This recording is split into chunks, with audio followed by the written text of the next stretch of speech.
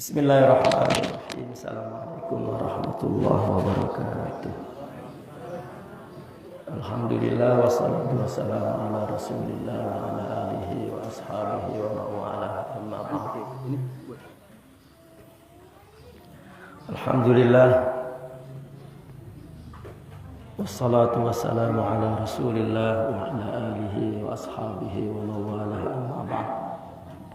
Pertama-tama yang kita hormati orang tua kita, guru kita, Ki Haji Thohir Nawawi, semoga senantiasa di dalam ridha dan rahmat Allah Subhanahu wa taala, dalam inayah, himayah, riayah fi kanafihi wa hifzihi subhanahu wa taala, zahirahu wa batinahu fid dunya wal akhirah. Amin ya rabbal alamin. Ibunda Hajah Maswiyah Hajah Masnah, ibu nggak datang itu ya?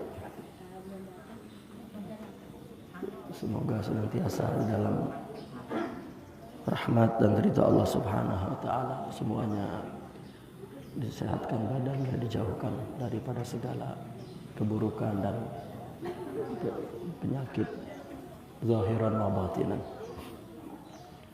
Bapak-bapak, ibu-ibu,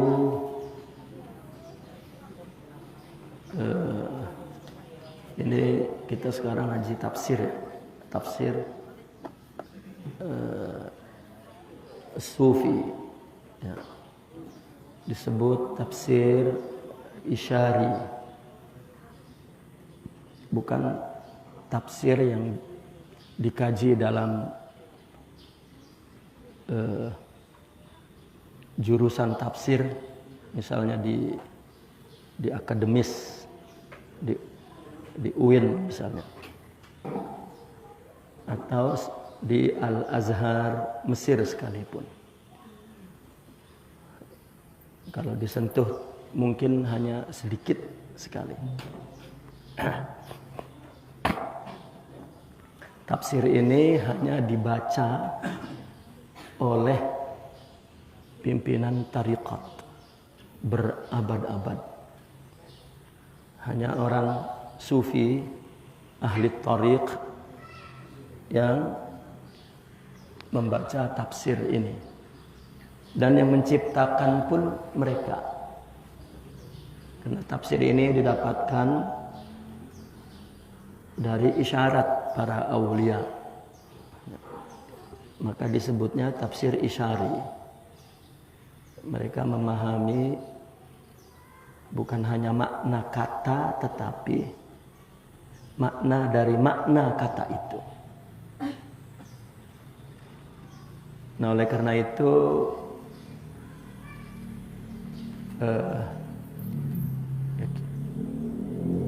saya sendiri sebagai pembacanya belum tentu bahwa isi tafsir ini adalah amal kita. Terutama saya, amal saya, karena ini amal para aulia. Namun karena Allah memberikan kesempatan untuk belajar tafsir ini dari mereka para masyayikh ya, tarekat sufi. Ngaji ini bukan di kuliah, bukan dari ngaji di Al-Azhar, bukan, tapi ngaji kepada seorang sufi di majelis tareqatnya. Nah, ini bukan ilmu akademis yang siapapun boleh membaca, tidak. Jika mereka tidak pernah mendengar langsung dari para sufi, mungkin akan salah paham memahaminya.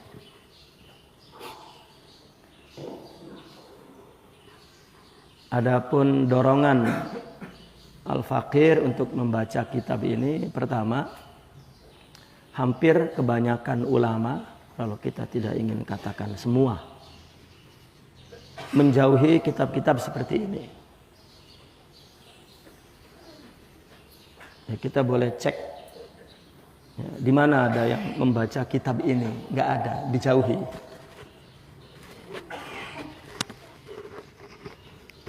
Padahal dulu, ulama dulu bukan membaca, malah memberikan taklik, komentar, mensyarah.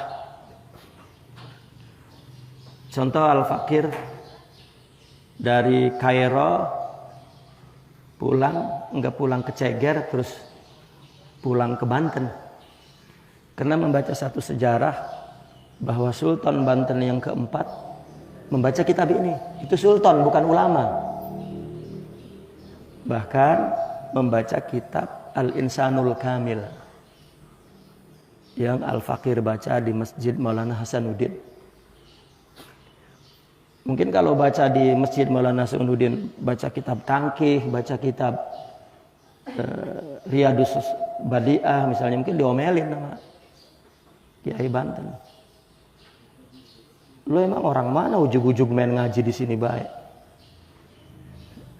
Cuma saya membaca sejarah dulu,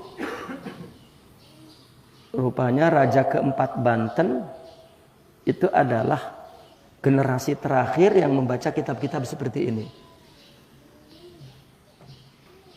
Jadi sejak di Mesir saya terpikir untuk membacanya. Bodoh amat dah, ulama di situ gak suka misalnya. Tapi ingin menghidupkan kembali sesuatu yang ditinggalkan oleh para ulama. Bahkan bukan oleh para ulama, rupanya sebagian orang-orang tarekat pun meninggalkannya. Ya, sebagian, karena ini bukan kitab pengajian istilahnya, ini kitab hakikat, kitab mereka, ini perilaku mereka. Kalau pengajian kan menerangkan tentang amalan zahir, bagaimana ruku, sujud, bagaimana hukum halal haram. Nah, ini bukan, ini memahami tentang hakikat tauhid dan hakikat syariah. Bahkan memahaminya melalui ayat-ayat Al-Quran. Kalau di kuliah nggak boleh ini masuk ke kurikulum karena tidak ada gunanya. Paling ada kajian dalam tinjauan filsafatnya, itu di akademis. Kalau sudah bicara filsafat, mereka tidak bicara tasawuf.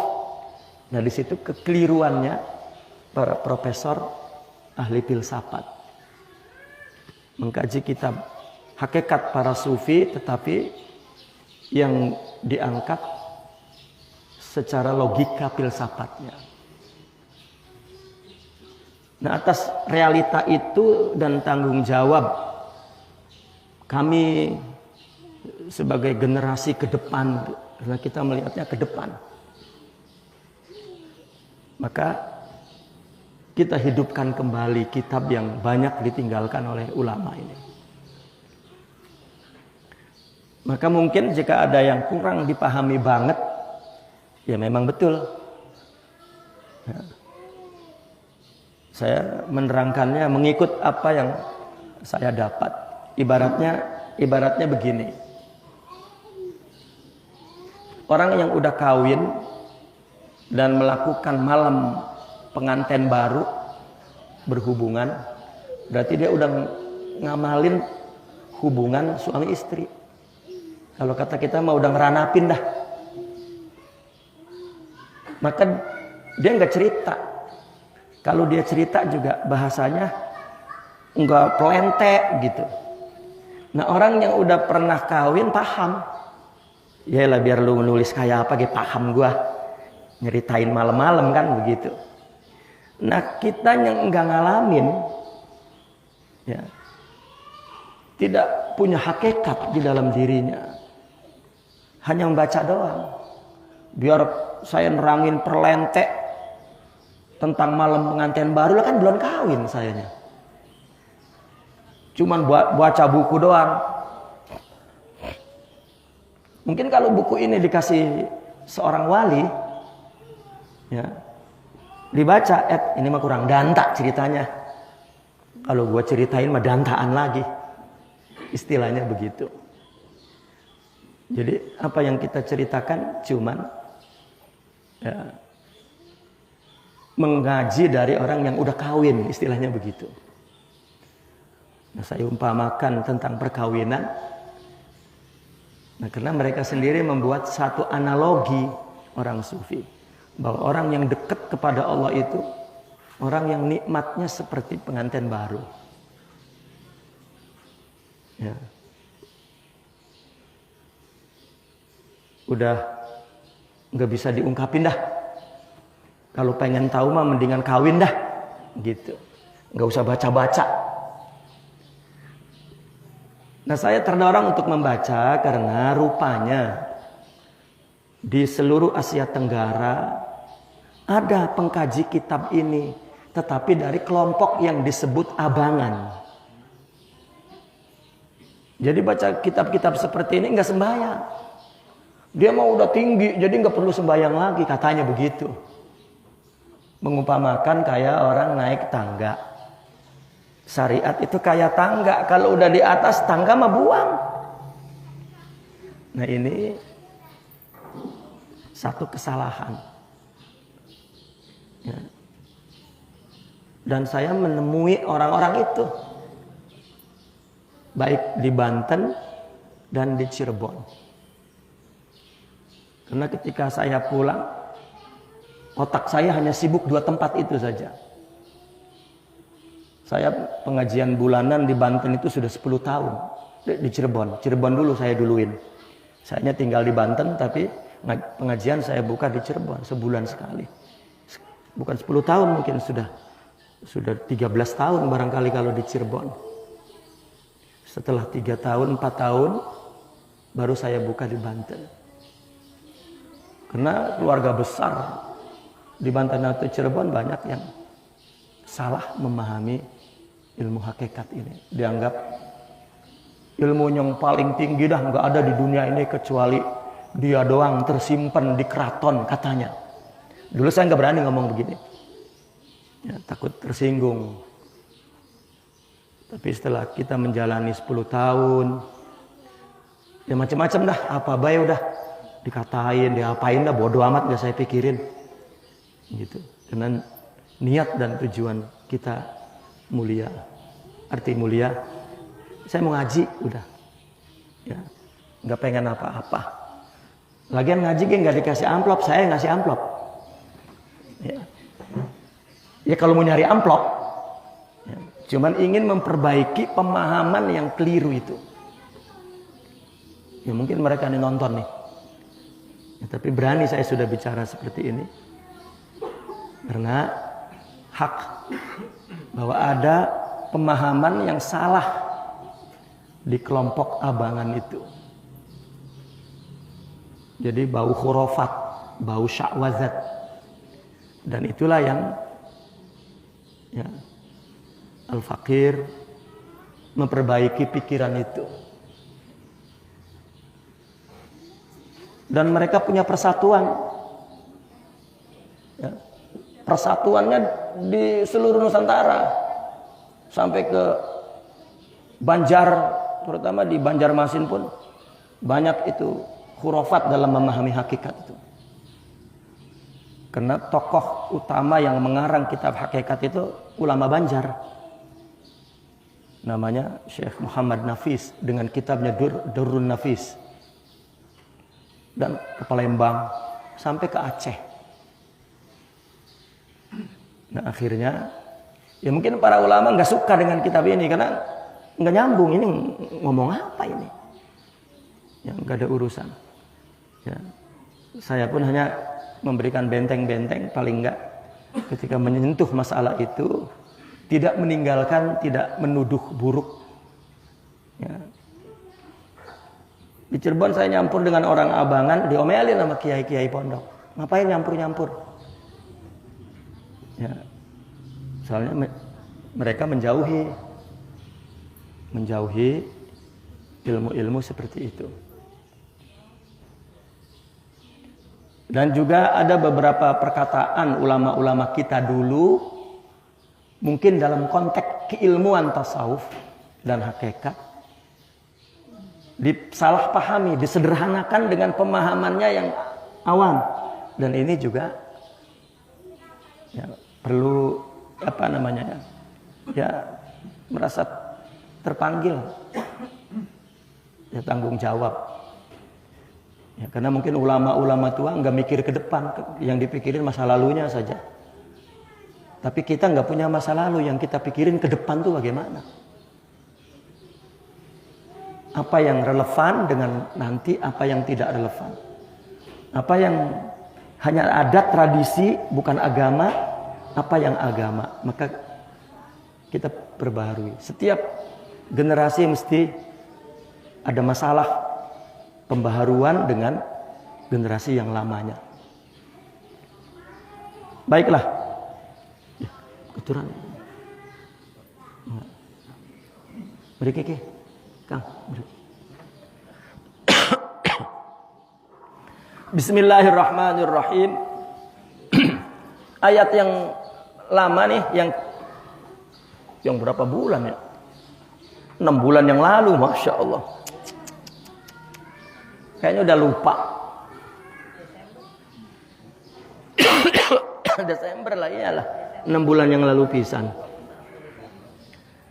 Ya, yang Desember itu kita baca ayat, ya ayuhan nasu ubudu rabbakumul ladzi khalaqakum. Wahai manusia, menyembahlah Tuhanmu yang telah menciptakanmu. Ini yang diterangkan oleh ulama sufi, ini adalah tauhidul af'al. Kenapa? Karena manusia diperintah untuk menyembah Allah. Allah yang apa? Allah yang khalaqa, fi'il. Ya. Allah yang menciptakan. Terus allazi ja'ala. Ini fi'il semua. Ya. Ja'ala lakumul arda firasya was samaa'a binaa'a wa anzala minas samaa'i. Fi'il berarti ada infialnya, ada hasil karya nyatanya dari perbuatan Tuhan. Khalaqa, ya ini semua makhluk ya, ciptaan Allah yang al-mawjudat, yang ada, yang kita sebut ada. Kemudian dari khalaqa ja'ala. Gitu. Bumi fungsinya, karena sudah diciptakan bumi, fungsinya apa? Firash sama bina. Bumi sebagai hamparan, tempat kita beristirahat, ya, berhidup. Ya.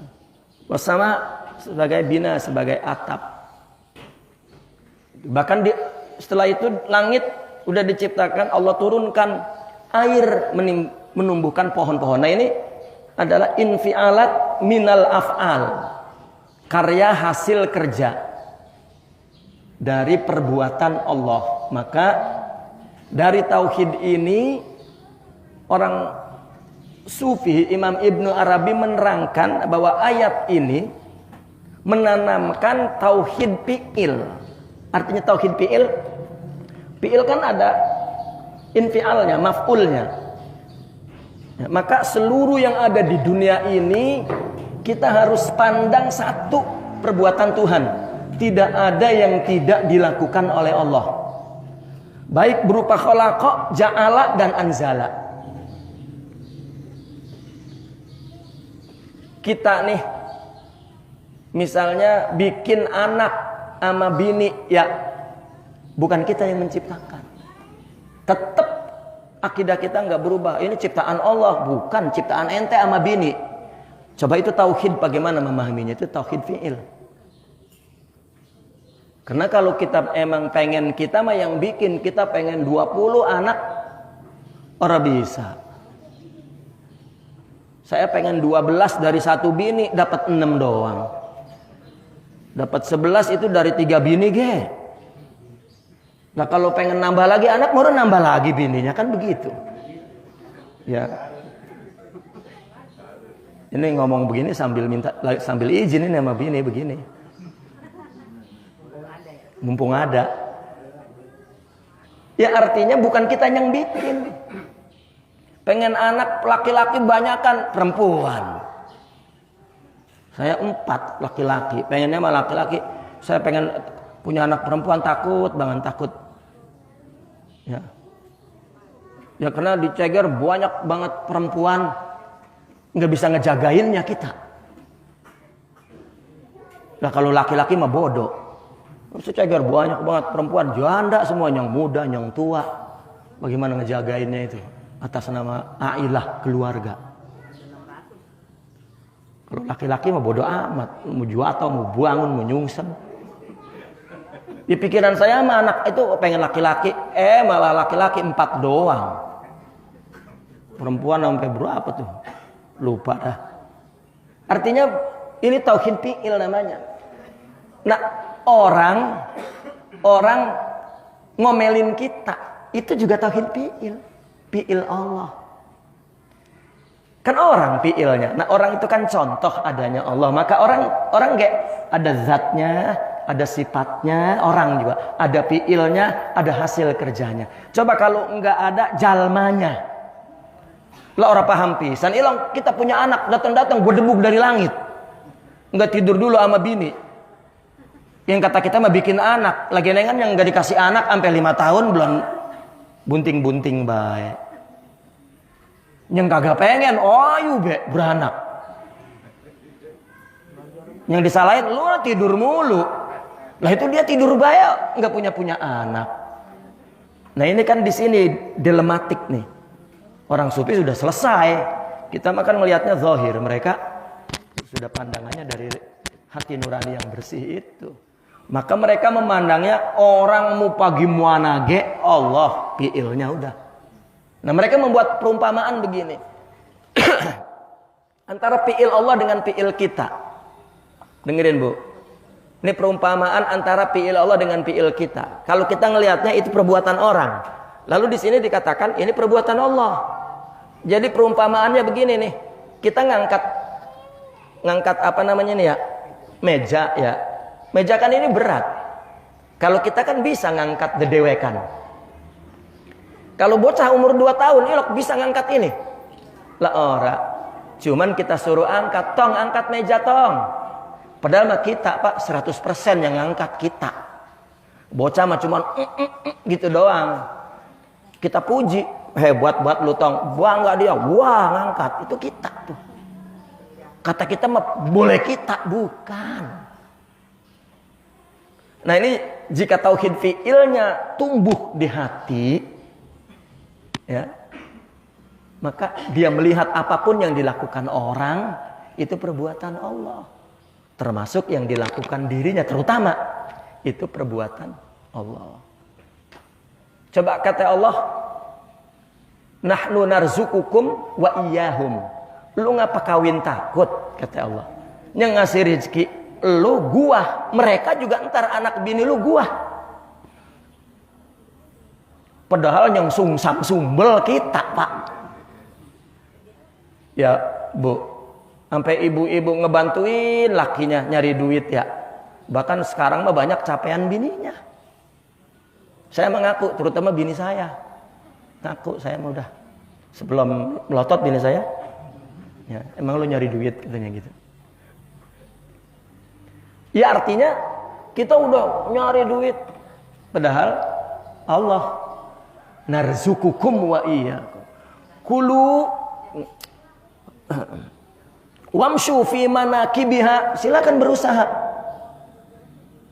Berusaha apa aja tuh. Tapi Allah mengatakannya wa kulu min rizkihi, bukan min rizkiha. Ayo lu nyari duit di muka bumi ini, ngapain ge buka usaha? Silahkan makan dari rezeki Allah, bukan rezeki usaha kita ternyata. Ini tauhid. Sehingga mereka tidak pernah melihat ada lawan, ada musuh di dunia ini. Itu para wali. Karena semuanya Allah. Sekarang kita tanya, iblis siapa yang ciptakan, Bu? Udah, selesai dah. Memusuhin iblis. Ngapain? Yang bilang iblis itu musuh siapa? Bu? Udah jawab, abang nggak disuruh ngomong, nggak jawab ditanya. Siapa, Bu? Bener-bener dah. Allah. Selesai. Dan iblis berkata di Al-Quran, wa bi'izzatika la'aghwiyannahum ajma'in. Dengan keperkasaan Engkau ya Allah, aku gunakan untuk menggoda semua makhluk-Mu. Berarti ini adalah hikmah Allah nih. Allah bikin susah, Allah bikin dosa, Allah bikin iblis, itu hikmah. Di belakang itu semuanya anugerah. Nah, yang kita perlukan bukan ilmu nas agama, tetapi ilmu hakikat agama. Dan ilmu itu diuraikan oleh orang sufi. Kalau fuqaha nggak boleh, karena objeknya bidangnya zahir, nggak boleh nyelonong ke masalah batin. Contoh, imam 4 nggak ada yang memperhatikan batinnya sholat, nggak ada. Yang diperhatikan rukunya mantap, ininya pas, udah. Khususnya nggak ada babnya. Hanya satu, itu juga Imam Syafi'i berbicara tentang muqaranah. Itu juga udah keluar dari pembahasan fikih. Makanya muqaranah ada di Imam Syafi'i doang. Dan menurut ulama Syafi'i secara keseluruhan juga tidak semuanya setuju. Buktinya orang saking tuntutan muqaranah sampai was-was. Karena ustadznya taunya cuma ilmu wudu doang, jadi romannya itu mau digedein. Akhirnya pokoknya lu kalau wudunya bener, kesononya benernya, kesononya dia nggak tahu ilmunya tuh. Jadi di wudu aja, langsung was-was muridnya akhirnya. Ya, dan seterusnya. Seperti niat di hati, hati bukan objek. Ya, itu. Maka niat nggak boleh dilafalkan menurut ulama lain. Karena niat di sini, karena bukan objek fikih. Apa yang dilafazin? Itu mah ada muqaranah. Itu disebut al-fiqhut ta'abbudi lil Imam Syafi'i. Dinilai oleh ulama Imam Syafi'i fikihnya mengandung ibadah, bukan mengandung pemahaman secara akal terhadap teks syariat tentang ibadah. Maka kita sudah menjelaskan 6 bulan yang lalu, ya, di mana Allah menciptakan makhluk, maka Allah buat orang itu suka dengan ciptaan itu agar bersyukur kepada Allah. Ya, agar bersyukur kepada Allah, itu salah satu yang dinilai oleh ulama orang sufi, bahwa dengan bersyukur maka telah membalas nikmat Allah yang paling tepat, syukuri sudah.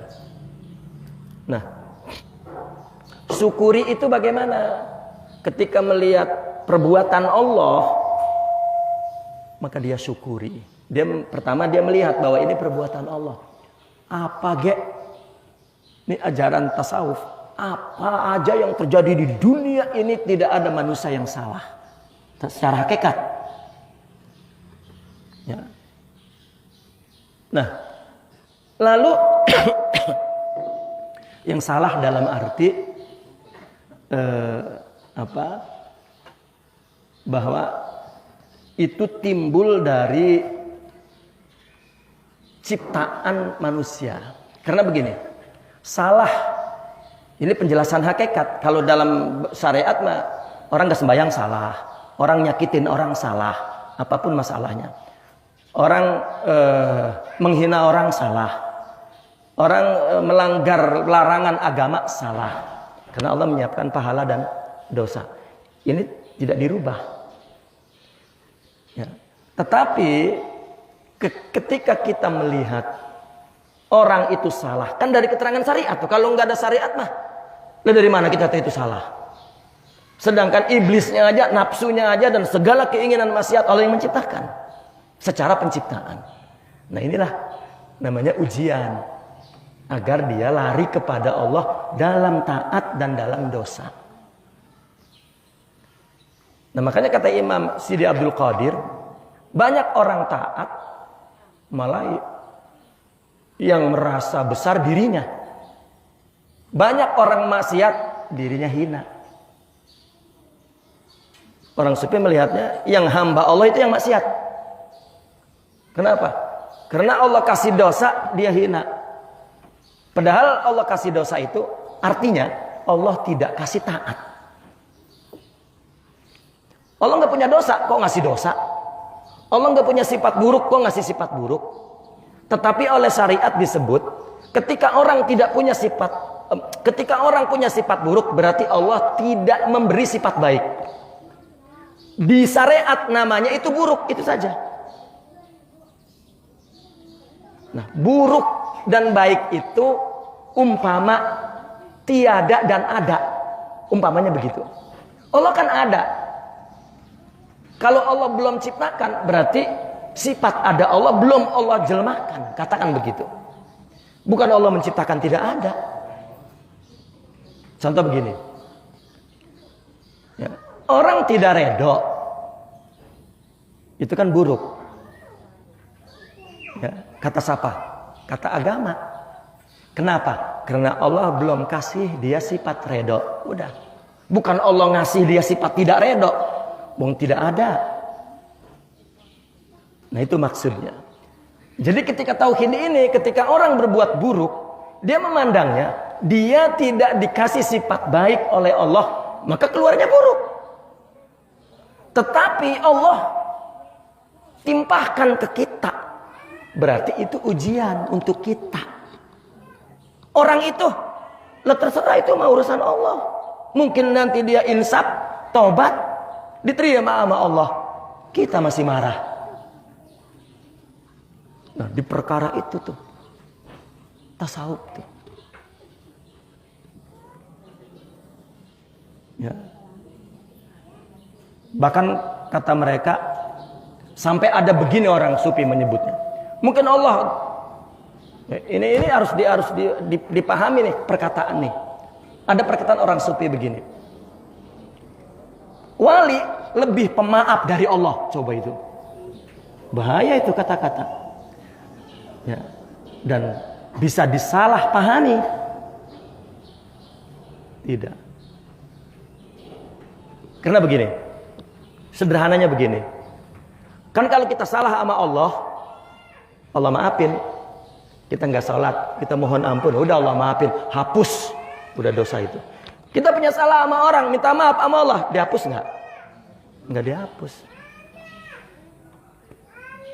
Udah minta maaf, baru Allah menghapus. Nah wali, jika orang punya salah dengan dia seperti Allah, maafin aja. Kalau nggak maafin, bukan wali. Berarti masih rusak ruhnya.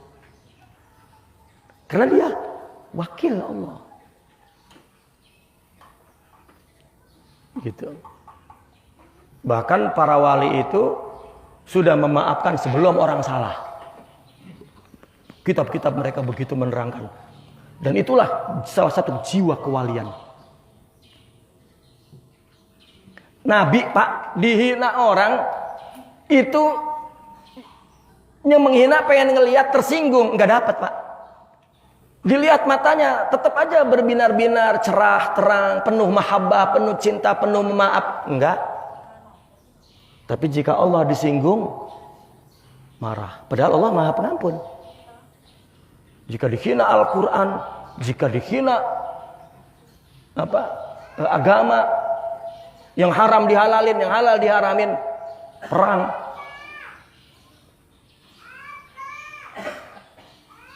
Nah itu maksudnya begitu Pak, maksudnya begitu. Ya. Allah nggak bisa maafin tuh. Kita salah misalnya sama orang, Allah nggak bisa maafin dia dulu. Tapi wali, jika kita punya salah dengan dia, ya, dia adalah ahlillah.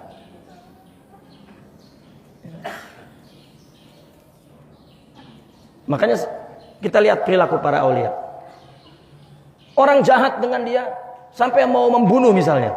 Waktunya minta maaf sudah selesai. Kita masih nanti dulu lah. Enak aja. Enggak, dia udah selesai. Yang enggak selesai ini kita. Ya, karena bukan wali. Nanti dulu enggak. Setiap orang setiap saat baru. ya, baru. Dan itu juga pemahaman dalam kitab-kitab tasawuf. Ya, karena ya yang kita ikuti ya ilmu ini. Ya, kita berdoa selalu agar kita mengikuti ilmu menjadi ikutan kita. Tetapi yang ya, betul menurut pemahaman mereka. Ya. Dulu saya pernah, ya katakanlah waktu kecil tuh, kita ngedengar Abah Nawawi bilang, jangan mikirin anak bini lo, mikirin lu dewek. Anak bini masukin lu neraka, ngapain mikirin anak bini? Saya dulu, buset, ini agama apa ini? Al-Quran nyuruh, ku anfusakum wa ahlikum naro, jaga keluarga, alimu auladakum, didik anakmu, wa asyiruhunna bil ma'ruf, pergauli istri dengan baik. Nah, disinilah orang sufi itu sering membuat kata-kata yang jangan memahaminya seperti memahami teks agama. Ini dia makna dibalik makna. Setelah saya baca-baca buku tasawuf, ketemu banyak banget itu perkataan mereka di sono. Maksudnya begini, kita jangan pikirin bini, laki, suami sama anak, karena semua kehidupan manusia berdasarkan takdir Allah. Contoh ini mah Pak, ya Bu, contoh. Misalnya tiba-tiba lakinya pengen kawin. Takdirnya begitu, biar dilarang-larang kayak kawin juga. Ngapain dipikirin itu laki? Contoh, Bu. Langsung merengut contoh itu. Saya mau nyari contoh yang mana lagi yang paling gede, ya Pak? Ya berantem tetap. Karena mungkin tidak paham, akidah tidak kuat, akhlak kurang. Ya, bahkan mungkin apa baik. Lah terus ngapain di Al-Quran boleh poligami? Ngapain para rasul, para nabi, para aulia, para raja-raja poligami? Ngapain? Daripada berzina. Jadi terus ke sono dah. Bukan itu maksudnya. Artinya begini. Lupa mau ngomong apa tadi tuh? Iya. Misal contohnya itu. Ya. Tuh. Nah, atau katakanlah perempuan istri kita buader, belum mau sembahyang, belum mau ngaji. Padahal sebaliknya ya Bu ya, yang nggak mau ngaji malah laki kita ya. Ini mah yang nggak apa-apa contoh. Lah kita itu jangan pikirin lu neng bagaimana sih, artinya diomelin, jangan. Kita nyontohin ngaji gitu. Kita nyontohin. Artinya jangan pikirin anak istri, yang kita pikirin kata orang sufi. Kewajiban kita kepada anak istri, jangan nuntut hak dia kepada kita, jangan dipikirin. Itu maksudnya. Bini kurang perlu, yang penting kita perlu. Lah emang kita ditanya nanti di akhirat, apa bini lu perlu? Lah kan kagak. Yang ditanya mah nanti masing-masing dirinya. Ngapain kita ngurusin sesuatu yang tidak ditanya? Tanya diri kita nih kepada suami, kewajibannya dilaksanakan enggak, kepada istri kewajibannya dilaksanakan enggak, kepada anak. Karena nanti anak, istri, bini, bagaimana nasibnya kan Allah yang nentuin. Itu ternyata oh iya. Yang kita pikirin, kita kalau lagi bini bader bagaimana ngadepinnya, itu yang kita pikirin.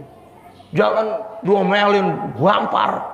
Nah itu sampai ngomong gua kagak ngerti lu neng, pusing gua. Nah ini namanya dipikirin tuh. Coba ayo aja kalau kita berbuat dengan baik, yang ntar juga Allah ngegerakan. Makanya ada istilah wali begini, naik kuda, kudanya binal Bu, nggak bisa dikendaliin. Bukan dibuang-buangin kudanya, bukan. Tetapi dia turun, dicangcang kudanya. Dia pergi sholat. Habis sholat dia berdoa, ya Allah, semua jiwa makhluk ini di tangan Engkau. Tadi saya naik kuda, itu kuda susah amat. Apa kudanya emang lagi bader atau sayanya kurang sabar? Begini begitu hanya engkau yang bisa nyelesain. Kalau memang dia lagi bader, ya tolong dilembutin. Kalau sayanya kurang sabar, tolong diberikan kekuatan untuk menghadapinya. Enggak, ngapa lo kuda? Lah itu namanya mikirin kuda. Maksudnya begitu tuh sebetulnya. Jadi jangan pernah mikirin orang. Orang ngomong ijo, kena jiwanya ijo. Udah gitu. Dan itu ujian bagi dia. Kita tahu buruk dari mana? Allah yang ngasih tahu dalam syariah. Wah, kita harus perbaiki, kita harus dakwah. Berarti kalau dakwah ibadah. Jangan membencinya. Mesti kita niat ibadah ini karena Allah. Menyayanginya. Mengajaknya dengan baik. Itu namanya tidak mikirin orang. Ya. Lah kalau bini nggak dipikirin, bodoh amat. Lah itu mah ajaran apa begitu? Ya. Lah nggak ada agamanya itu namanya. Bukan begitu. Jadi banyak sekali ternyata ya Allah. Nah atas dasar itu Al-Fakir terpanggil untuk membacakan kitab-kitab mereka. Saking saya terpanggilnya Pak, saya sampai nggak sempat baca fikih, baca hadis, baca tafsir, utak-utak itu aja. Di Muanage, jadi Cagir makan baru karang-karang ini. Ya, di Muanage, utak-utak itu karena sumber kebaikan adalah jiwa dan rohani dan pemahaman yang benar. Bukan karena hafalan banyak atau ngaji banyak atau tidak. Tetapi hati yang bersih. Nah itu namanya tauhid fi'il tuh, Bu. Kita tauhid itu menunggalkan, memandang tunggal apapun yang terjadi dalam perbuatan manusia. Hakikatnya perbuatan Allah itu saja. Kalau orang punya tauhid fi'il, maka dia mampu memaafkan apapun yang dia lihat dari perbuatan orang, dari matanya tuh. Ini nggak dibahas nih, bagaimana di dalam tarekat orang supaya punya tauhid fi'il. Ya, saya terangkan sekilas. Yang ditanamkan oleh tarekat tasawuf bukan tauhid ilmi, bukan tauhid akli, bukan tauhid nafsi, bukan pembagian pembahasan tauhid secara nas. Itu makan berantem mulu. Wahabi membagi 3, Asy'ari membuat satu panduan sifat 20. Itu mah tauhid nafsi, ilmi, akli, bimbingan untuk akal agar tidak salah. Tetapi tauhid yang sebenarnya yang ada di hati para nabi dan para sahabat sebelum timbul ilmu-ilmu akal itu adalah tauhid yang dianut, diterangkan oleh orang sufi sebenarnya. Maka begini, di dalam tasawuf orang yang ingin punya tauhid fi'il adalah orang yang sedang berupaya melawan nafsu, mujahadatun nafas. Apabila dia sedang melawan nafsu, nafsu ada 2, ada syahwat, ada ghadab. Ada nafsu syahwat, ada nafsu marah. Kalau dia lawan, agar diletakkan di tempatnya. Ya. Kapan dia menaruh syahwat? Kepada siapa dia menaruh ghadab? Ya. Maka sesuai dengan syariah dan seterusnya. Maka dia akan tumbuh di hatinya tauhid fi'il. Udah. Itu bukan teori, tetapi satu hakikat, realisasi di dalam jiwa. Orang yang sedang melawan nafsunya tumbuh pandangan batin bahwa apa ge Allah yang buat. Begitu. Nah ketika orang tidak bertarekat, ya nggak tumbuh. Dia tetap panduan agama, teks yang dia baca itu juga menurut paham dia nanti. Gitu. Nah, tinggian lagi tauhid sifat. Apa tauhid sifat? Orang yang sudah sempurna akhlaknya, Itu tauhidnya sifat. Kenapa? Karena dia telah diberi sifat-sifat mulia oleh Allah untuk menyabari makhluk, meridhoi makhluk, memaafkan makhluk, meyakini bukan perbuatan makhluk, menjauhi bahwa makhluk tidak punya kekuatan, zuhud, dan itu namanya tauhid sifat. Terusannya tauhid zat. Jadi mereka punya istilah banyak. Ada tauhid, tauhid fi'il, tauhid sifat, tauhid zat. Ada disebut oleh mereka ma'rifat, ma'rifat fi'il, ma'rifat sifat, ma'rifat zat. Ada mereka istilah fana, fana fi'il, fana sifat, fana zat. Itu dalam tasawuf. Setiap abad ulama memberikan istilah berbeda-beda.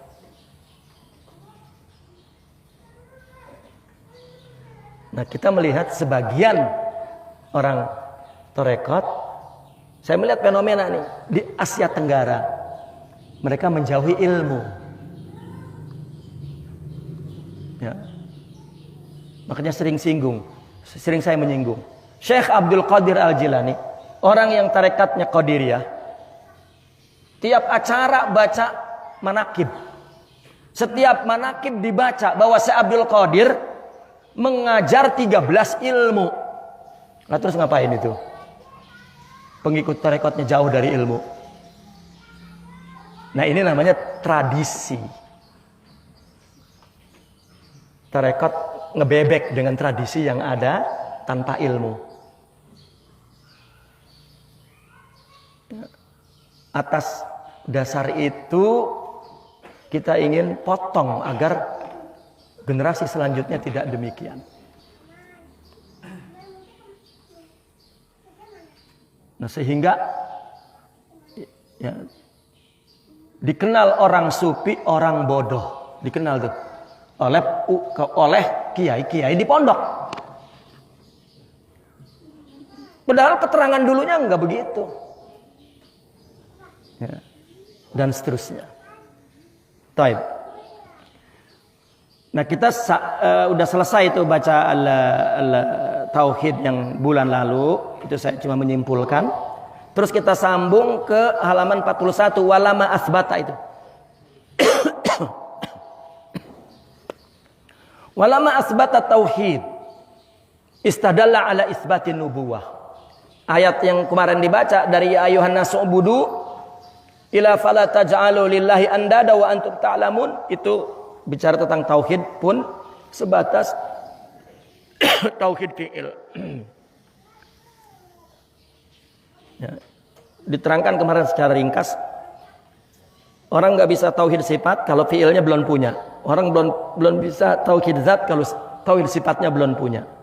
Itu istilah bagi mereka. Orang yang lagi berusaha untuk melawan hawa nafsunya berarti dia sedang tumbuh tauhid fi'il. Orang yang sudah banyak mendapatkan sifat akhlak dalam jiwanya, nur, cahaya, berarti dia sudah mencapai tauhid sifat. Apabila sudah sempurna, yang disebut al-insanul kamil, yang disebut al-wali, ya, atau yang disebut al-mursyid, sebenarnya yang disebut as-sufi, itu mereka sudah tauhid zat, karena sudah sempurna sifat akhlaknya. Ya. Nah, belajar kepada orang tarekat bukan belajar nahwu sorof, tapi belajar akhlak. Pengen nularin akhlak ke diri kita. Itu tarekat sebetulnya. Nah, itu sudah kita bicarakan. Istadalla kemudian menjadikan atau membuat dalil untuk menetapkan nubuwah. Ketika sudah ditetapkan tauhid, maka kemudian membuat dalil untuk menetapkan nubuwah. Kenapa? Liyasiha bihima al-islamu, agar Islam itu sahih, benar dengan adanya tauhid dan ittiba dan nubuwah. Jadi ada dua sifat sebenarnya yang perlu dimiliki oleh orang Islam. Ini sebagai karakteristik agama Islam. Tahu Bu, karakteristik.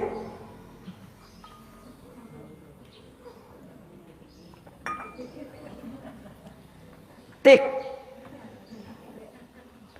Karakteristik itu sifat yang dimiliki agama itu dua. Yang harus kita miliki juga. Apa? Tauhid. dan ittiba kepada Nabi. Gitu. Orang percaya banget sama Allah nggak ngikut Nabi, nggak jadi. Orang ngikut Nabi nggak percaya sama Allah, sederhananya begitulah, nggak jadi.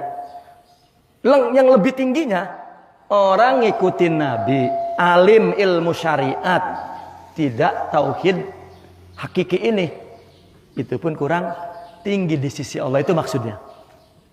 Paling rendahnya, lah ada orang ngikutin agama nggak percaya sama Allah, nggak ada sih yang begitu. Ya. Ada orang sembahyang gitu. Ingat sama Allah ora. Itu nggak bisa. Secara prakteknya mendalam.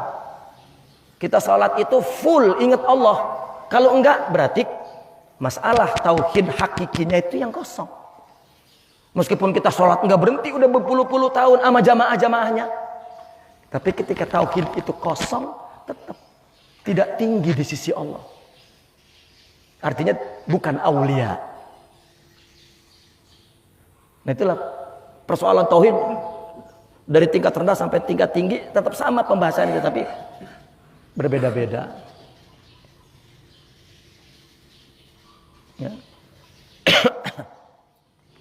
Nah, fa innahu la yasihu illa bi syahadatain, karena Islam tidak sah kecuali dengan dua persaksian. Asyhadu an la ilaha illallah wa asyhadu anna Muhammadan Rasulullah. Lianna mujarradat tauhid huwal ihtijabu bil jama' anit tafsil. Karena sekedar tauhid saja, kalau punya tauhid doang, berarti dia terhijab oleh masalah global. Semua dari Tuhan, semua dari Tuhan. Tidak tahu rinciannya bagaimana. Dan rinciannya adalah Nabi yang melakukannya. Lihat di Al-Quran itu. Sholat nggak ada ruku sujud. Bagaimana ruku modelnya? Kan enggak. Nabi rinciannya. Itu dalam praktek syariat. Dan dalam praktek hakikat batin pun sama. Tauhid yang ditulis oleh Al-Quran, percaya kepada Allah itu percaya akal. Tapi real percaya itu seperti apa? Gitu. Percaya itu sifat, mesti ada sifatnya di ruhnya, di jiwanya. Kalau enggak, ngaji itu yang disebut oleh kiai-kiai dulu itu kiai pengajian. Maksudnya adalah dia hanya memahami teks, tidak punya hakikat rohani.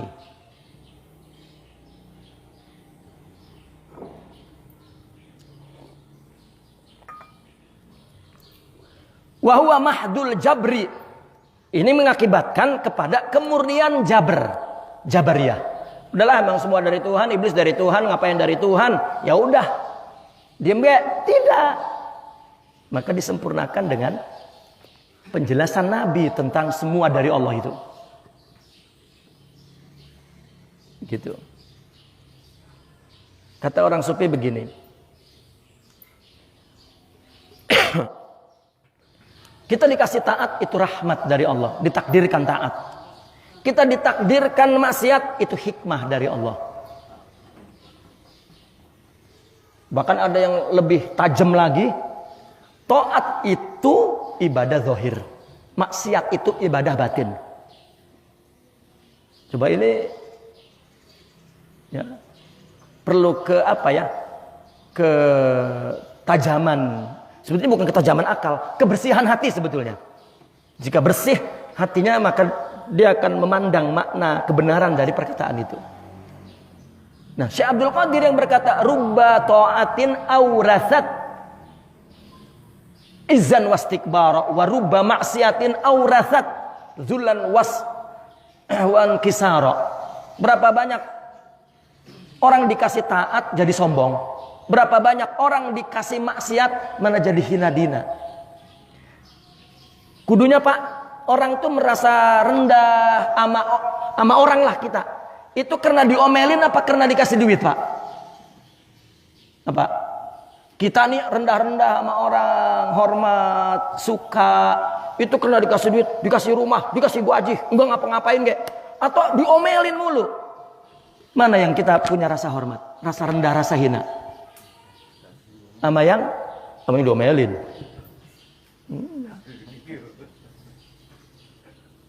Bapak dikasih rumah sama orang kaya tuh, dikasih isinya, dikasih mobil, dikasih bini 6, semua tuh bulanan digaji. Berani nggak ngedangak di depan orang itu? Orang. Di belakang berani ngatain? Orang. Coba kalau omong yang marahin, ya katakan kalau kita di depan nggak ngedangak, di belakang? Artinya sifat zalil, inkisar hamba, kudunya mah orang yang dikasih ilmu sama Allah, dikasih amal, dikasih kedudukan, kudunya mah. Tapi kenapa kebanyakan orang yang hina itu dikasih dosa? Nah berarti ada masalah di orang alim ini, hatinya tidak bersih.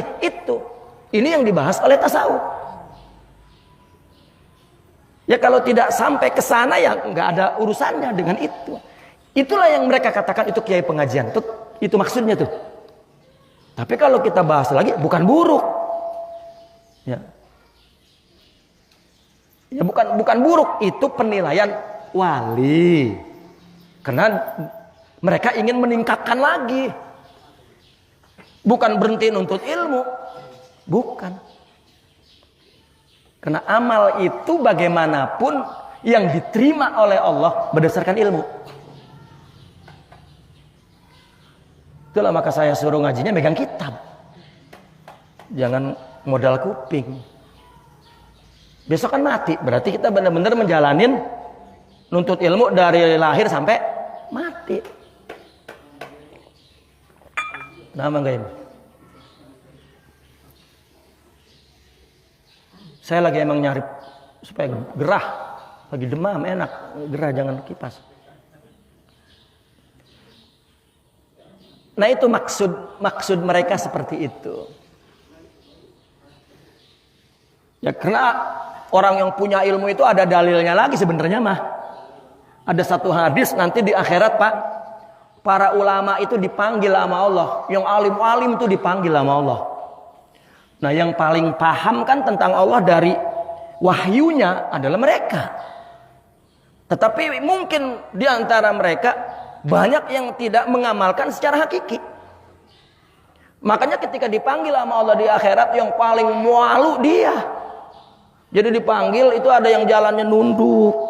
Ya udahlah mampus dah gua. Ya di sana mah nggak bisa bohong karena akalnya udah dicabut. Di sini kan boleh ngumpet-ngumpet. Saya mah enggak, belum tentu. Ya. Di sini mah kita bisa ngomong begitu, musyana, saya emang enggak katanya. Tapi di sana enggak bisa. Dipanggil oleh Allah, semuanya pucat, nunduk, ada yang udah lungsek banget, udah ampun dah. Karena kalau ditanya oleh Allah detail enggak bisa. Tapi ternyata Allah bilang begini, wahai ahli ilmu, aku memberi ilmu ke hatimu untuk aku ampunkan, bukan untuk aku siksa. Hari ini aku ampunkan. Dapat ilmu aja diampuni sama Allah di akhirat. Tapi kalau orang sufi berbicara begitu, itu nasihat mereka agar orang yang enggak jangan sampai dipanggil nanti di akhiratnya begitu.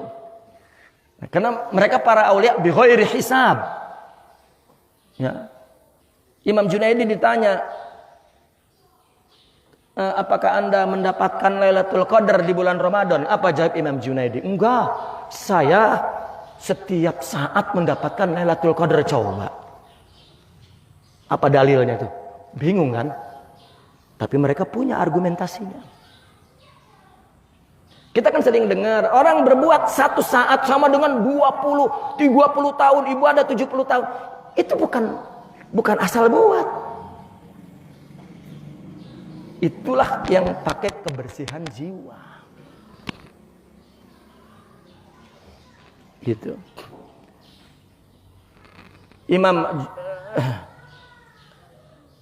Imam Junaidi al-Baghdadi, Imam Sidi Abdul Qadir, Imam Abdul Hasan Syazili, Imam Junaidi al-Baghdadi, mereka dalam kitab itu diceritakan bermimpi Rasulullah sallallahu alaihi wasallam.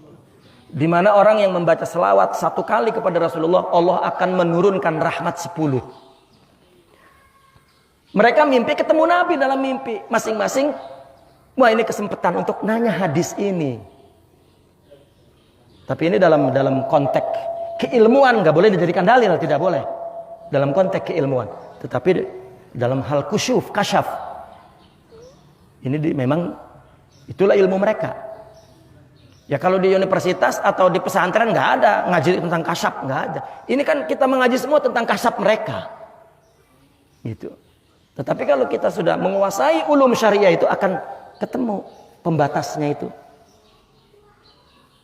Dan korelasinya, hubungannya. Nah kalau enggak maka akan selalu bertentangan. Makanya itu sebab ulama-ulama syariat sering musuhin ulama tarekat. Boleh dikatakan. Ya. Kata Kiai Cager ngajinya durung teka udene, istilahnya begitu. Nah kalau kita enggak sampai juga ilmu enggak sampai enggak lah. Enggak ke ude-ude pisan. Itu maksudnya. Apa dia nanya kepada Nabi? Dalam hadismu yang baca selawat 1 kali Allah turunkan. Ini bacanya hadir apa enggak artinya? Karena ada yang baca mungkin sambil goplah. Kata Nabi, walau kana ghafila. Terus bagaimana kalau yang hadir? Nah, di situ mahalnya para wali itu enggak kekejar kita sama sholat. Dia berpikir 1 jam sama ibadah 70 kali. Kita yang ibadahnya, sholatnya khusyuk ge kagak. Ya. Itu sebab zohir para wali tidak boleh ditiru. Itu istilahnya permainan orang dewasa. Kalau ditiru bisa kecengklak. Kan ada kan permainan orang dewasa itu. Lompat-lompat bodoh. Anak kecil kayak Superman. Anak saya lagi kecil ngeliat film Superman. Terbang lah naik ke atas tempat tidur. Terbang lah nyung kepalanya. Nah di situ bahayanya. Ya. Nah, oleh karena itu kalau hanya tauhid ini membawa ila zandakah wal ibahah. Kalau hanya serba Allah, nah ini yang tadi saya ceritakan, banyak orang abangan hanya bicara tentang tauhid. Akhirnya jadi zindik, dan zindik itu kafir yang tidak diterima tobatnya. Iya kalau dia nggak sholat, tobat nggak sholat nggak diterima. Diterimanya dia masuk Islam lagi karena murtad. Dan wal ibahah ini pemahaman yang tumbuh dari manusia serba boleh. Dari manusia dulu sampai sekarang juga paham ini apa bagai boleh, nggak ada nggak boleh. Sampai ngomong itu haram kalau nyugrak, kalau enggak mah halal. Nah itu al-ibahah nih. Itu ajhalun nas, bodoh-bodohnya orang dalam agama. Enak aja itu. Dari mana agama itu? Udah kita ninggalin haram aja susah, ngomong pisan itu durakannya luar biasa itu. Ya, tapi orang kan begitu, yang haram itu yang susah. Selama mudah halal, bagian punya orang kayak. Mantap bener itu agama. Nah ini orang yang tidak mewarisi syariah. Taib. Wa mujarrad isnadil fi'li wal qaul ila rasul, kalau sekedar menyandarkan perbuatan dan perkataan Nabi, kita agama ini niat perkataan Nabi dan perbuatan saja. Ihtijabun bit tafsil, maka rincian itu menghijabi anil jama' dari global. Kata Nabi, orang minum perlu di tazir. Ada sahabat begitu ngelihat temennya minum bir zaman sahabat diseret-seret Pak. Ya Rasulullah, si anu minum. Ya Rasulullah, si anu minum. Rasulullah keluar mukanya merah Pak. Kenapa berisik? Ini minum nih. Dia merasa benar. Kenapa? Karena kan menjalani perkataan Nabi. Takjir nih. Ini kurang tauhid. Tauhid batin, bukan tauhid ilmu. Nabi bilang udah takjir. Nabi pergi. Dapat seminggu minum lagi. Laporan sahabat itu kepada Nabi. Nabi tunjuk lempeng mukanya. Dia minum lagi, lu sebabnya. Karena melaksanakan agama mempermalukan orang. Ada dakwah mempermalukan orang. Nah, jika punya tauhid, maka dia akan melihat semuanya Allah. Apa kata agama? Jika umat Nabi, umat Islam maksiat, yang kita lihat, yang kita jauhi fiilnya, jangan sifatnya, jangan orangnya. Fiilnya yang kita benci. Itu kalau umat Islam. Karena itu ujian. Atas Allahu Akbar. Bu, kita ditakdirkan jadi umat Nabi. Udah nggak ada yang lebih anugerah yang lebih besar bagi seluruh makhluk, nggak ada. Jadi umat Rasulullah Sallallahu Alaihi Wasallam. Ini Allah yang milih, Pak, kita di sini nih. Udah, stop. Semua umat Nabi mulia, Nabi mencintainya. Ya. Coba apa Nabi itu kepada orang yang minum? Apa kata Nabi? La tal'anu fa innahu yuhibbullaha wa rasulah. Bagian dia minum tapi jangan lu hina, karena sifatnya orang Islam, cinta Allah dan cinta Rasul. Nah, disitulah akhirnya ulama menyimpulkan, jika umat Nabi bersalah, fiilnya doang yang kita lihat. Berdosa, maksiat, umat Nabi nih, bodoh kayak, mu'alim kayak sama baik, maksiat nggak maksiat. Fiilnya aja yang kita jauhi, yang kita benci. Sifatnya jangan. Kenapa? Sifatnya dia muslim, cinta Allah, cinta Rasul. Kalau orang kafir, si fiil dan sifatnya, zatnya, jumenengeki, wujudnya nih, bikinan Allah, tetap jangan disakiti. Itu din, dan itulah Islam. Dan perkara ini dari yang dilakukannya pas dengan keinginan Allah, meskipun bertentangan dengan orang banyak. Ya, nggak bisa salah satunya, nggak bisa. Kalau salah satunya Allah akan sembunyiin. Usul doang, nggak ada usul, nggak boleh ketemu orang karena ngomongnya salah. Kalau nerangin agama perlu ilmu. Nah, kalau nggak ada ilmunya salah nanti. Tetapi rohaninya benar, berarti masuk kotak. Itu yang disebut mastur. Itu mah bagian udah jangan dipikirin. Ini mah ditonton-tonton kayak orang gila jadinya. Itu salah lah gitu. Heran, orang nyari wali yang gila-gila itu. Stop. Itu nggak ada contoh. Emang Nabi gila? Dan itu satu kesalahan dalam dunia tasawuf. Siapa lagi yang memikirkan untuk memperbaikinya? Ya. Nah, kalau kita cuma mikirin ngaji-ngaji doang, ya.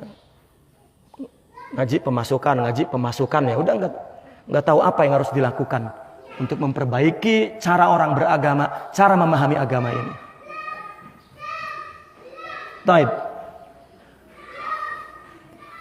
Maka kalau hanya sekedar disandarkan kepada perbuatan Nabi, dia terhijab dengan tafsil daripada jamak dan nggak ngelihat bahwa itu Allah. Alladzi huwa sarful qadaril muaddi ilal majusiyah was tsanawiyah. Kemurnian takdir yang membawa kepada pemahaman majusi dan pemahaman kepada tsanawiyah. Apa tsanawiyah itu? Ateis atau patung apa? Isma Sanawiyah, penyembahan kepada berhala. Wal Islam thariqun bainahuma, sedangkan Islam jalan antara keduanya. Asyhadu alla ilaha illallah, di antara itu wa baina Muhammad Rasulullah. Wa tiqadu mazhariyatihi li af'alihi ta'ala, dan meyakini bahwa perbuatan makhluk, ya, mazhar perbuatan makhluk itu adalah perbuatan Allah. Kayak tadi tuh anak kecil nggak ngangkat, Pak, kita yang ngangkat. Kata Allah, orang yang sholat bagus, padahal Allah yang ngasih hidayah. Kayak anak kecil, pinter lu tong, nah kalau dia bangga, lah gua berarti tidak tinggi, lihat kata Allah, Iya kata kita anak. Buset lah gue yang ngangkat. Pakai lagi lu ngomong kita gitu. Nah para wali tidak ada pengakuan. Karena dia tahu hakikatnya. Enggak ngapa-ngapain kita ini. Semuanya Allah. Itu baru sampai tauhid pikiran. Nah itu bukan dari pikiran. Tetapi dari sifat yang tumbuh di rohani. Lianna mana? Wa'tiqadu mazhariyatihi wa'tiqadi mazhariyatihi li af'alihi ta'ala. Fa inna af'alal khalqi binisbati ila af'alil haqqi kal jasadi binisbati ila ruh. Itu salah satu analoginya. Perumpamaan perbuatan kita dengan perbuatan Allah seperti jasad kita dengan ruh. Pak, kalau masih ada ruh, jasad ini masih bergerak. Berarti yang bergerak apa? Ruh. Tapi jasad romannya dia. Coba kita lihat masih muda ya Pak ya. Yang tua. Romannya kayak enggak tua-tua. Lah kita dulu lagi belum kawin maka apa ngangkat apa baik kuat. Kenapa begitu udah ngelahirin anak 6 udah lungsek enggak kuat ngangkat. Tenaganya udah pindah ke 6 orang. Apalagi bininya sampai lebih mah. Makin tenaganya hilang pisan. Ya Bu. Lah itu perasaan mah enggak. Maaf, Mang Tawil perasaannya muda baik. Padahal mau udah 100 tahun umurnya. Coba. Padahal ruh ya, udah kelamaan jasad udah lemah. Kena rumah kuat, jasad yang lemah. Gitu. Makanya dikatakan qalbus syaikh syabab. Jiwa orang tua tetap muda. Dulu kita mikir ya, orang-orang tua kita dulu umur 40 tahun. Kang Nurali nge-share abahnya wafat 40 sekian. Kaget saya, ya Allah. Kita panjang umur. Dulu kita anggap orang tua banget, udah tua banget. Nggak tahu ya kayak kita ini malah tuaan kita sekarang. Itu saya ya Allah, berarti yang di depan kita lebih pendek sama yang udah. Ya Allah. Iya yang di depan kita ini lebih pendek sama yang udah kita lewati. Makanya udahlah saya stop makan nasi, pun udah kebanyakan makan nasi. Ilok masih yang gabres baik. Ya, udah kebanyakan. Nah seperti itu umpamanya jasad dengan ruh lah, kalau nggak ada ruh ngapain jasad? Ini kita dicabut aja nih, ruh tangan nih, stroke, udah. Makanya orang ketika stroke kehilangan nggak nerima itu. Kenapa? Nah begitu juga tauhid tanpa syariah Nabi Muhammad SAW. Itulah hakikat tanpa syariat istilahnya. Ya. Fa inna pakama anna masdarul fi'li huwa ruh.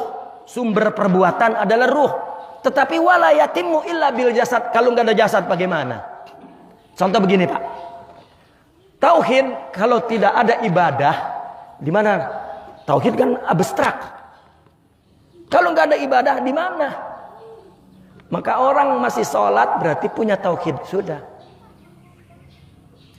Seperti itu. Kalau ada tauhid doang, nggak disyariatkan. Bagaimana kita ngelihat? Makanya Nabi bersabda, orang kalau kita saksikan dia pergi ke masjid, saksikanlah bahwa dia orang beriman. Itu maksudnya. Ya. Karena kalau ngaku mungkin, tetapi kan kudu kelihatan apa bentuknya. Itulah syariat. Tapi bisa aja kan, kayak Snuk Khorgranya dulu nah, masuk Islam dia 7 tahun ngaji di Mekah. Kemudian dia jadi ulama di Indonesia, kawin sama orang Sumedang, ngajar tafsir, kafir. Berarti kita ge bisa. Cuman kita mah udah hukumnya Islam, itu doang mahalnya. Cuman hakikatnya sama-sama tidak ada. Nah itulah mahal sifat Islam itu. Ya. Nah ini fakadzalika mubdiul fi'li huwal haq.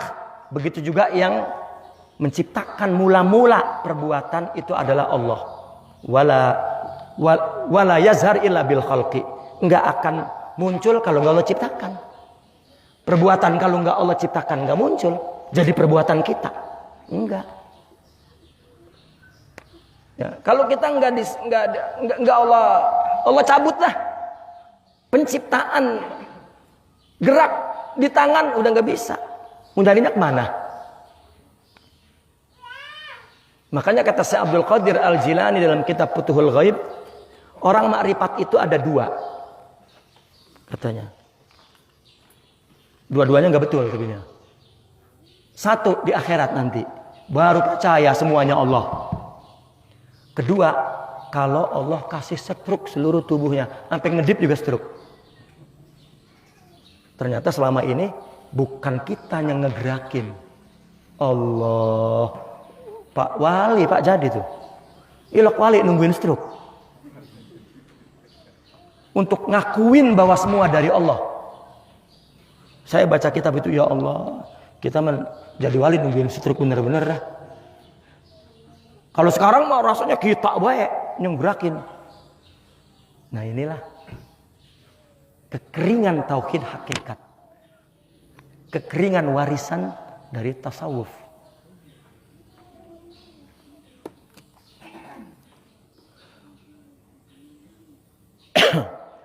Wala budda minar risalah li'anna al-khalqa bisababi ihtijabihim wa bu'dihim anil haqqi la yumkinuhum talaqqil ma'arif min rabbihim. Maka mesti ada risalah. Maka diutus dulu syariat, Al-Qur'an, hadis. Tuh. Karena makhluk dengan sebab terhijab mereka dan jauh mereka dari Allah tidak mungkin menerima ma'rifat dari Allah langsung. Bagaimana perkataan Imam Ibnu Arabi, kita terhijab dari Allah? Begini. Allah kan fa'il hakiki. Berarti kalau Allah fa'il hakiki, Allah punya sifat, punya fi'il. Kan fa'il punya fi'il punya sifat. Dan kita belajar itu sifat Allah, asma Allah, af'al Allah, yakhluqu, yanzilu, ya, yahfazu, yuhitu, itu kan fi'il namanya. Ya, sami'un, qadirun, hafizun, muhitun, itu kan sifat namanya, isim. Nah,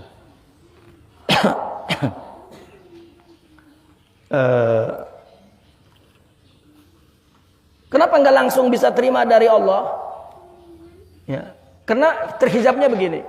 Allah yang punya zat yang hakiki dengan sifat wujud ada. Kita nggak punya sifat ada. Kita diadakan. Ya, makanya kita jaiz ada, bukan wajib. Kenapa boleh ada? Karena boleh tiada. Tapi kita bukan tiada.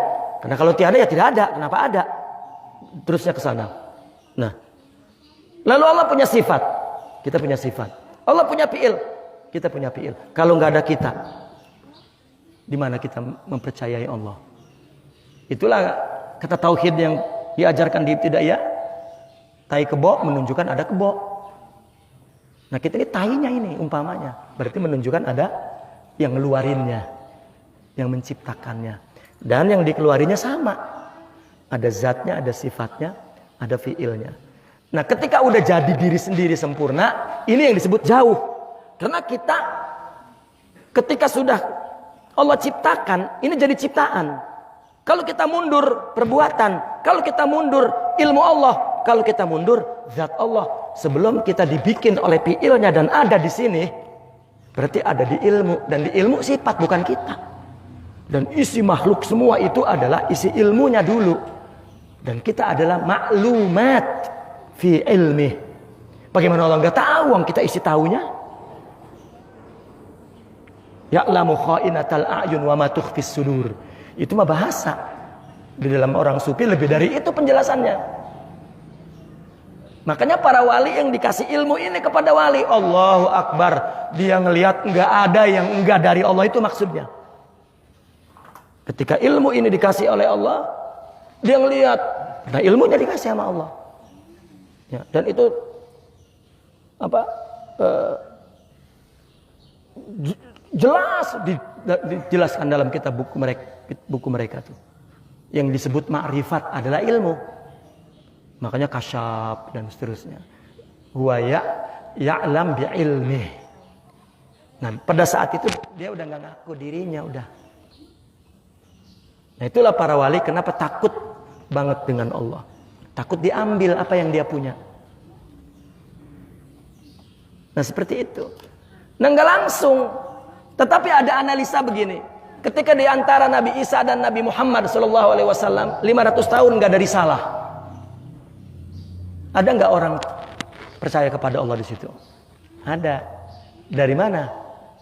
Dari pemberitahuan Allah tanpa risalah. Nah, kemudian Allah kasih risalah dulu. Nggak ada orang sekarang tanpa risalah ini. Katakanlah tanpa ulum syariah, terus marifat, nggak ada. Nggak ada. Kalau ada, masuk kotak. Tidak boleh ditaruh di depan. Rusak. Karena dia nggak bisa bertindak berdasarkan syariat. Ya.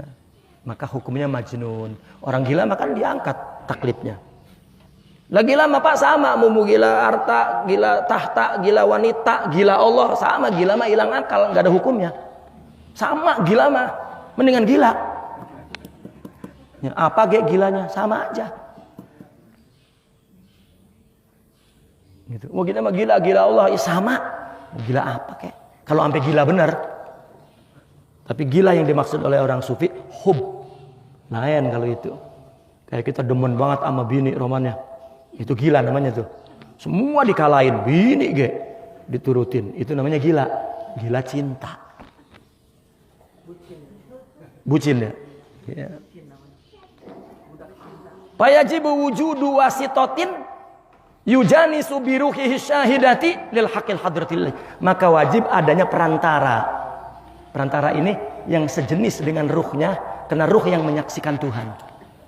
Nabi itulah jelmaan rohaninya, itulah contohnya Nabi. Maka dalam tarekat ilmu itu didapat melalui warisan gurunya, bukan dari ngaji. Gitu. Ya.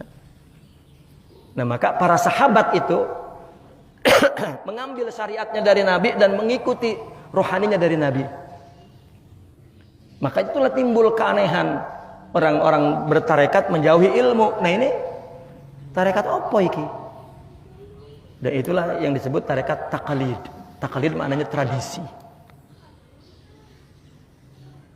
Akhirnya ya timbullah mungkin tuh dampak dari semua itu, timbul tuh abangan, khurafat, akhirnya malah nggak sholat. Ya. Akhirnya merasa dia layan dewek dan tinggi dewek. Nah itu korban daripada kegagalan memahami hakikat. Dan itu terjadi di mana-mana. Terutama di tempat-tempat kesultanan yang ada di Nusantara ini. Karena sultan dulu wali. Jadi ajaran abangan khurafat itu.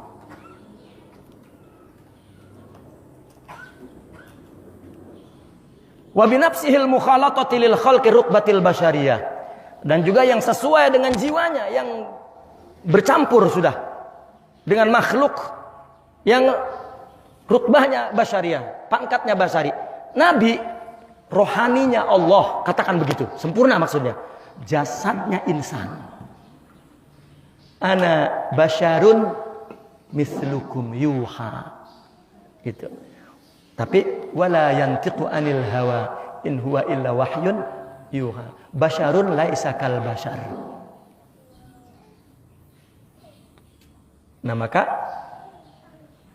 kita itu ngikutin Nabi bukan hanya zahirnya saja, tetapi batinnya. Terus liyatalaqqa qalbuhu min ruhihil kalimatir rabbaniyah, agar hatinya menerima, ya, melalui ruhnya menerima apa? Kalimat rabbaniyah. Inilah ma'rifat, inilah ilhamat, inilah nafahat, kasyafat, mukhatabat, banyak sekali istilah dalam tasawuf. Dia mendengar langsung dari Allah, teguran. Tapi bukan kayak dukun, saya dapat dari Allah. Enggak begitu. Ya, tidak. Ya. Ada cirinya di kitab-kitab itu dijelaskan. Tapi para pengaku-ngaku banyak. Ya, ada yang ngebaca di Lauhil Mahfuz misalnya. Mana ada? Lauhil Mahfuz itu apa? Ya. Padahal itu suhud ma'rifat tadi yang ilmu Allah dikasih ke dia. Itu dikit kalau wa ma utitu minal ilmi illa qalila, itu kalau banyak. Baik. Wa yulqi ila nafsihi al-qudsiyah, dan diturunkan, disampaikan oleh Allah kepada jiwanya yang suci. Wa yaqbal minhu al-khalqu bi rabitatil jinsiyah. Nah, kalau udah sama Nabi jasadnya, maka kita menerima jasad Nabi, lalu kemudian ruhnya turun ke kita. Karena makanya itu sebab yang membawa risalah ini tidak boleh malaikat, kudu orang. Nah, aulia kudu orang. Nah, sekarang kita sering mendengar, sekarang mah udah gak ada wali dah, wali mah dulu. Allah, ini perkataan apa? Ini orang yang ngomong begini pertama kali. Ya, artinya pertama kali yang ada pada dia ini bodoh. Kedua, berarti tidak ma'rifat kepada Allah. Emang Allah kalah dengan keadaan sekarang, apa yang gak bisa bikin wali? Wah iya. Cuman paham kita tidak sama, nggak ketemu, Pak. Nggak ketemu. Ya. Orang yang paham agamanya nas, udah agama tuh nas, sudah. Makanya bilang wali mah zaman dulu doang, berarti Allah hebatnya dulu doang. Sedangkan aulia adalah majlal haq, suratul haq, begitu dalam kitab-kitabnya. Selama ada Allah, ada kebenaran. Hanya paham kita. Nih Pak, Bapak tidak nekunin ekonomi, nggak bakal ketemu pakar ekonomi. Coba, mulain aja membahas ekonomi dan terus Allah temukan dengan ekonomi. Lah Bapak lagi petani, di sini memang nggak ada pakar ekonomi, lah sibuknya petani. Yang ketemu petani mulu, insinyur petani mulu. Nah, orang memahami agama itu hanya nas, maka memandangnya bahwa kebenaran sampai di ulama zahir itu. Itu kesalahan besar. Kalau juga ada perkataan dalam kitab orang sufi adalah orangnya sudah jauh dari rohani itu, maka nggak ketemu. Jadi itu yang dimaksud tidak ada bagi kita. Ya, panjang itu punya pembahasan. Ya. Kalau kita hanya mendengar perkataan-perkataan para aulia, waduh, mendingan jangan mengutip perkataan aulia, udah aja nas syariah saja. Karena perkataan mereka perlu pemahaman yang cukup. Agar kita pahami menurut mereka yang berkata, bukan menurut kita. Baik. Nah sebetulnya mah keterangan satu paragraf ini itu menjelaskan tentang ayat ini wa in kuntum tuh. Kan abis ya ayuhan nasu budu rabbakumul ladzi khalaqakum, terusnya wa in kuntum fi raibim mimma nazzalna ala fa'tu bi surati. Ini adalah ayat yang percaya kepada nabi, ini ayat nubuah. Cuman dikasih prolog pengantar dulu tuh di atasnya. Oleh karena itu tafsiran ayat ini dikit. Nah, karena waktunya habis, jadi kita sambung insyaallah bulan depan kalau saya masih di Indonesia atau masih ada umur, ya, masih panjang umur, masih sehat badan. Kalau paling enggak mungkin saya ke Malaysia enggak ngaji lagi tuh. Kalau di sana sampai 3 bulan lagi enggak ngaji 3 bulan dah. Naqifuna walhamdulillah al-Fatihah.